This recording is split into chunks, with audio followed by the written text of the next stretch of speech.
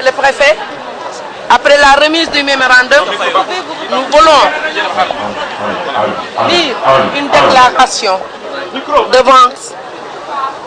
Monsieur le Commissaire central, la Fédération régionale des femmes de développement FRDF de Thiès, le collectif des femmes leaders de Thiès. Depuis quelque temps, la violence physique et psychologique est fréquente dans l'espace politique thiessois. C'est d'autant plus inquiétant qu'elle est utilisée par des hommes pour contraindre les femmes politiques à la condition de subordonnées. Cette violence spécifique qui se perpétue en cette période préélectorale constitue une des violations des droits de l'homme les plus répandues dans plusieurs partis politiques au Sénégal et à Thiès en particulier. En réalité, Mme Maïmouna Diembay, mairesse de la commune d'arrondissement de Thiès-Ouest, a été d'abord victime d'agressions verbales répétées dans sa mairie depuis son installation et ensuite d'attaques au gaz asphyxiant et d'autres liquides pimentés à l'occasion d'une assemblée générale tenue à la permanence du parti Rewmi. Toutes les Thiessoises organisées dans la Fédération régionale des femmes de développement et au-delà des clivages politiques, sociaux, confessionnels et ethniques condamnent avec la dernière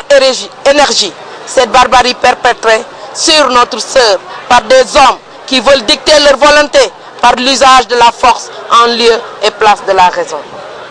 Nous considérons que de tels comportements tuent la démocratie, dénient les droits et les libertés des femmes et portent atteinte à leur dignité.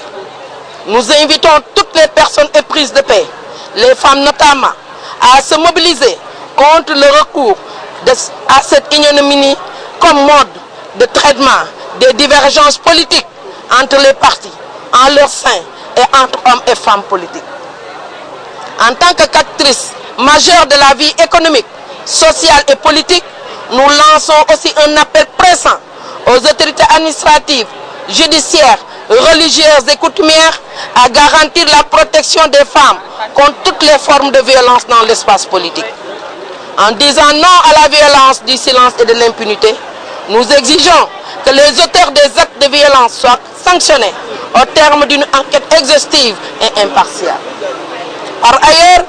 pour contribuer à pacifier et civiliser les relations politiques, notre collectif des femmes leaders recommande aux divers intervenants locaux et nationaux à développer des actions de communication, de veille, de plaidoyer et de sensibilisation à l'adresse des hommes politiques en particulier pour qu'ils se conscientisent et deviennent eux-mêmes porteurs de changements de comportement. Thiès, le 26 mars 2013. Merci. Ñun jigéenu Thiès, collectif des femmes leaders,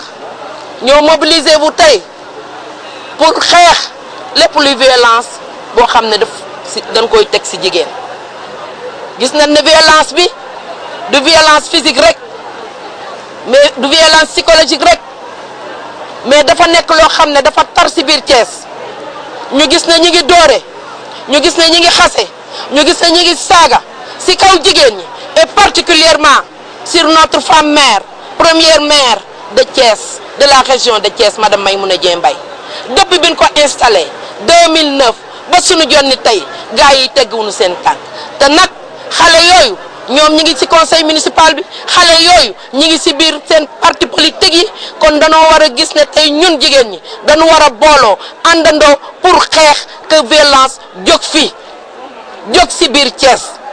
moo tax ñu organiser wu tey ñëw fii pour jox préfet bi mémorandum bi nga xam ne dafa constaté problème yi nga xam ne yépp Madame Maïmouna Diembay dund na ko ci bi mu nekkee maire Thiès ba suñu jonni tey. nu gis ne ñun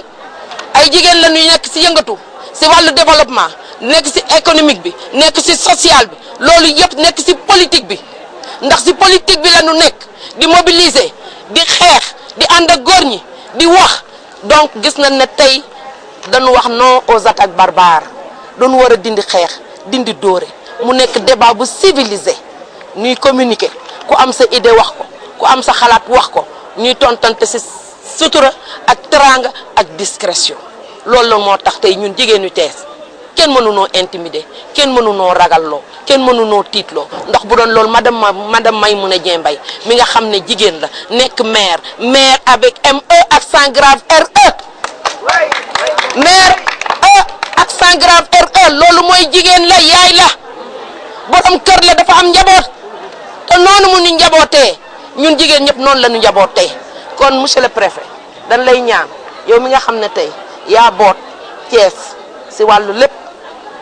dëkk bi taree yow lan taral te yow ko bëgg nga jàmm ndax ba nga fi ñëwee ba léegi jàmm ngay dox kon danoo bëgg lii nga xam ne tey dañ ko teg si suñu sœur te ñun ñii ñëpp nag épargner lu ñu ko mën nañ see dem ndax suba kat élection locale day jot te ñun y a la parité jigéen ñi dañuy dem foofu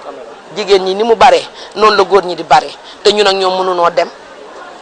te duñu waxante duñu ànd kon danoo bëgg nu booloo di suturalante di waxtaan di juboo teg ko ci sutura teg ko ci teranga ak jàmm ba góor gu nekk mën a bàyyi sa soxna mu mën a dem politique donc loolu moo taxoon tey ñu ñëw fii pour wax la ko c'est devant votre commissaire central di leen remercier. Allez-y.